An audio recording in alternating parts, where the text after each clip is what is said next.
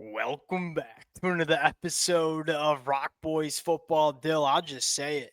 The best version of Michigan that we've seen all of 2025. And look, as a Michigan fan myself, I've just accepted I'm not sure how good this football team is. I'm not sure if it's a college football playoff team.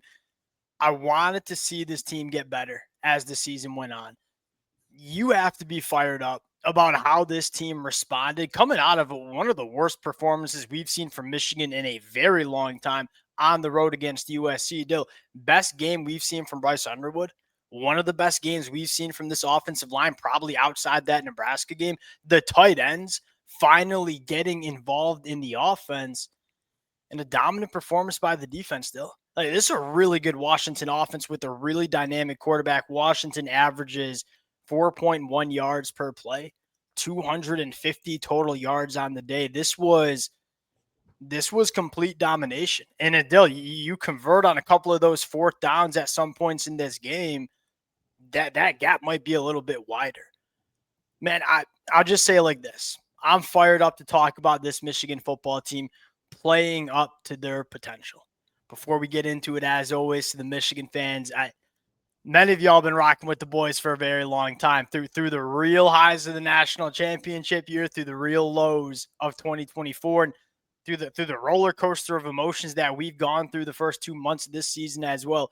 Appreciate you guys. If y'all do enjoy the content, consider subscribing to the channel. And I'm going to open it up. Hey, what are the expectations we have for this football team going forward in 2025? Do we think this team can become a playoff team?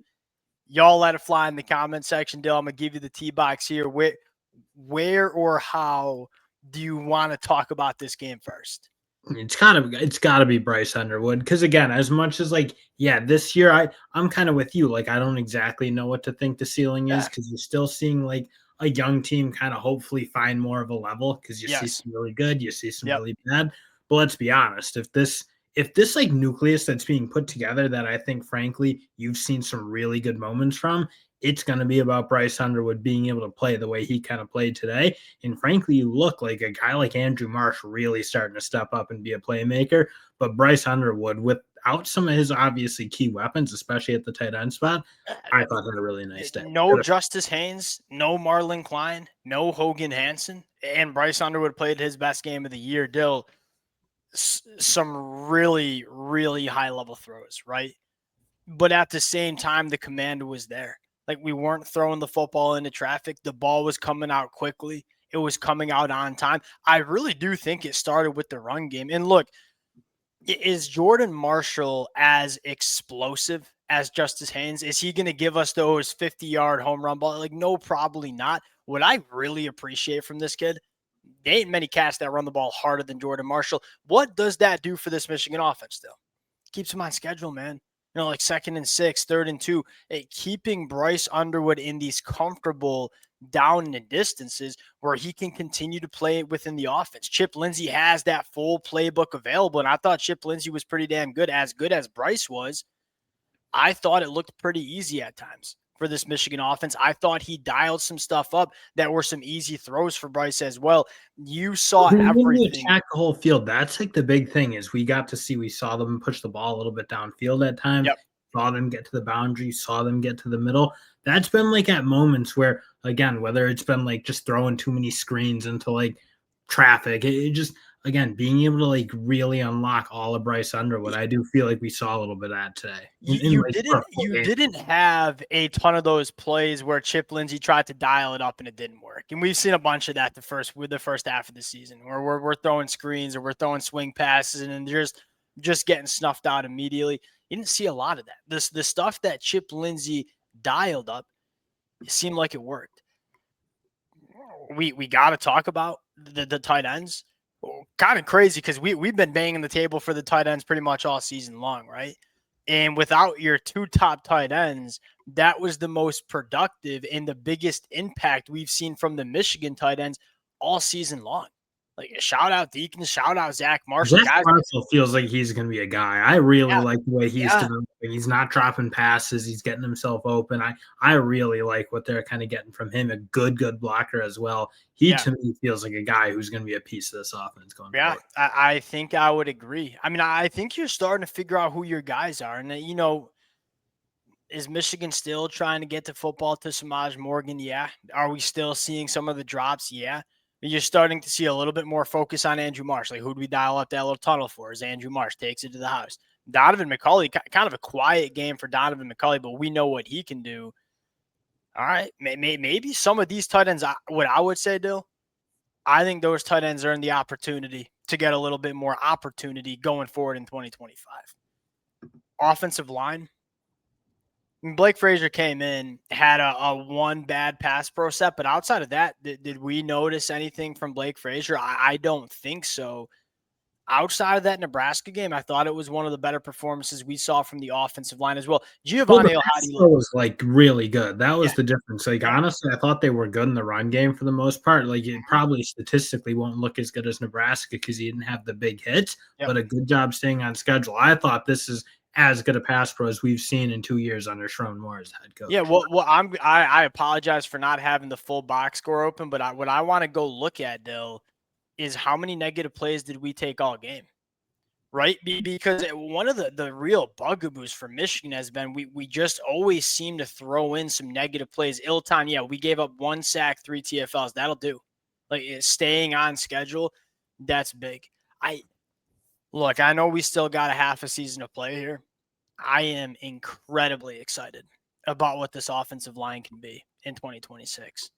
I think Evan Link probably kicks into guard, assuming he can come back. That looked like a decent, significant injury, but if you get Evan Link back next year, Evan Link's probably playing guard. Andrew Sprague, Blake Frazier, Andrew Babaloa, Jake Winera is emerging as one of, if not our best offensive linemen on our football team. Like, Bryce is getting better. Andrew Marsh is getting better. The offensive line has the opportunity to be really good in 2026. I very excited about what this offense can be. But Dill, here's the other storyline. And Wink got some smoke, right? As he From should me have. too, as he should have. It was a He's horror. It was back. the one of when's the last time you've seen a defensive performance like that from this Michigan team?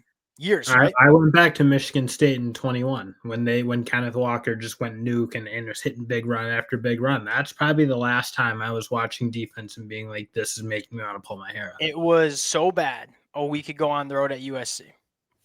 This is a really good Washington, like very, very. Y'all And a saw the team that draft. could have done I feel like a team that could have done what USC did.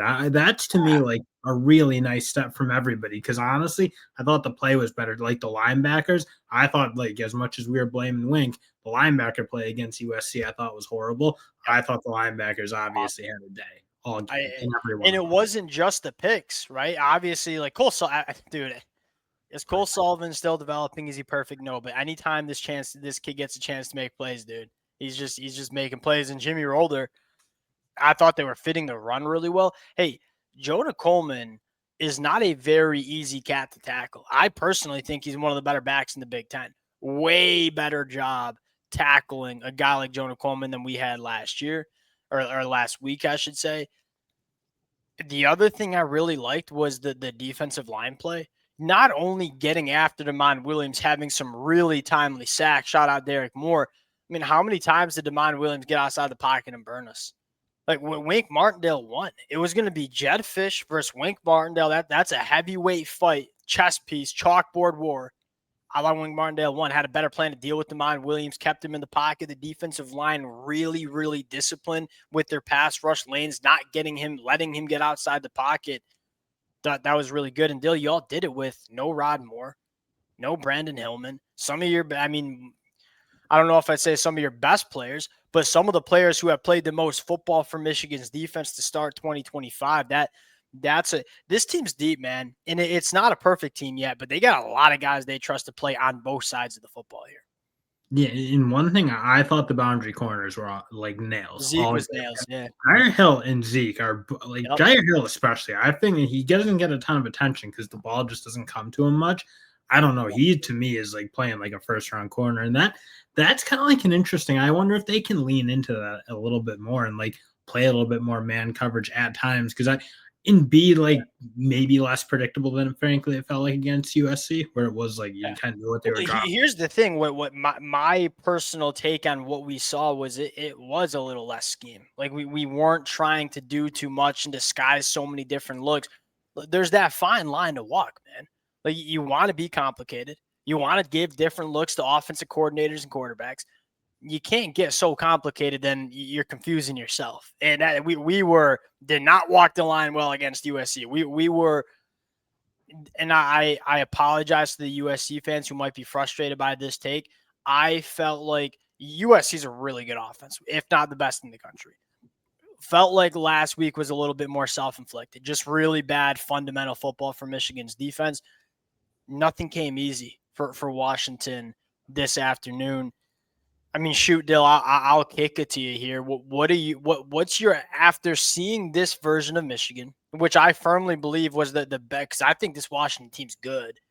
What are your expectations for Michigan going forward in 2025? We got 5 games left in the regular season. Like I'm not ready to like really be talking like contender yet. Like you still, again, you just need more consistency, and that's where like I think you're kind of looking, and it's evaluating everybody. It's evaluating Sherrone Moore. Like, what can he do with this young team, and can he get them playing more consistent? Like, do you see improvement? That was like honestly the big thing, because honestly, one fear I kind of had was like, look, if you go lay that egg against USC, really, really frustrating for sure. If you go follow it up with like another like real weak performance, then I think again.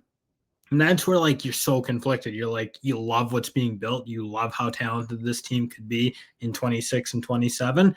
Yeah. But if you don't see that improvement, then it's like, well, it doesn't matter because there's something broken on the coaching staff. I felt like that was a really big bounce back for Sherrone Moore.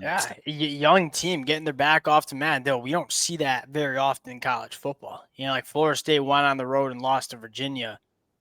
They still laying on the gosh darn mat. Right? Like Michigan got their back off the mat. Now, and here's the thing, Dill. Next week, you go on the road, 20-minute drive to Michigan State.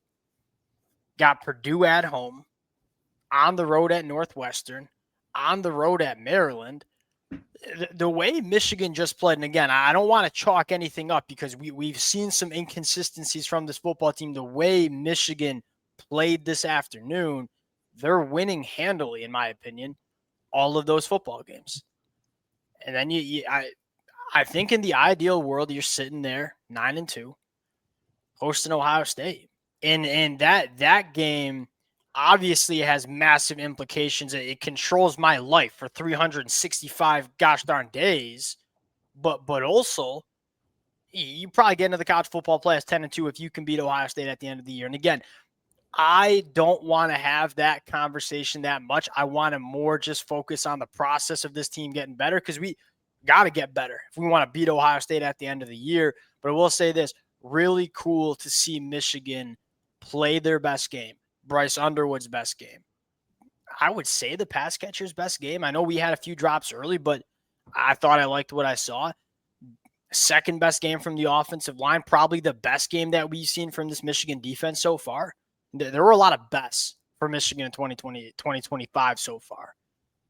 All right, we'll close it out there. Any other shout-outs that we missed? Any other players? Trey Pierce, I thought, was active, had a couple of big-time plays. I'm trying to think of make sure I'm not leaving. I mean, Derek Moore was a monster, obviously. I don't know, like, I kind of expect that type of performance from him, but, like, yeah, he certainly was. I got one. I feel like TJ Metcalf's always so solid, man. Like, whenever it's time to make a play for him, you feel like he's making plays. Yeah. Really complete. Like what was the worst part of this performance? Probably just situational football. Yeah, like missing a field goal, and because Michigan, how many times did we punt? Twice? Maybe one. I remember one bad punt, one good punt. That's how I remember. Yeah. Outside of that, you're moving the football and had an opportunity to really take over that game at times if you convert on those 4th and short situations. You get better situationally. This game's probably a little bit less close than it even was, and we just won 24-7. All right, we'll close it out there. Appreciate the Michigan fans. Hey, we'll no doubt watch this game again. Talk about it a little bit more tomorrow. Appreciate you guys. If y'all do enjoy the content, consider subscribing to the channel. We'll talk to y'all later. Peace.